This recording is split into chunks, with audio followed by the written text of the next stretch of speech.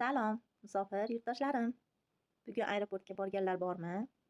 Aeroportda aniq qanaqa ma'lumotlar bo'lsa, kommentariy yozvoringlar. Iltimos. Parvozlar bo'lyaptimi? Qaysi aeroportda? Domodedovo, Vnukovo, Sheremetyevo. Qaysi aeroportlarda parvoz bor? Qaysi aeroportlar yopiq? Men shu 1-2 kun ichida O'zbekistonga ketishim kerak edi. Bilet olishim kerak edi.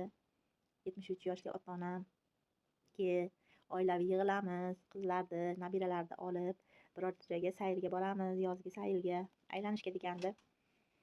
Boraman deb va'da bergandim. Bunaqa to'polliklar bo'lib, borolmay turibman.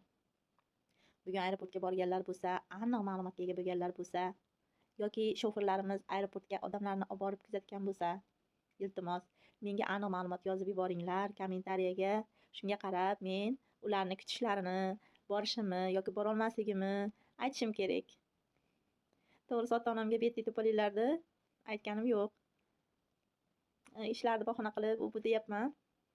Endi eshitib qolishmasa agar televizordan yo odamlardan, ular bilgani yo'q. Bunaqa to'polliklar bizda qo'rqib ketishi mumkin. Shunga ma'lumot bo'lsa aytib boringlar.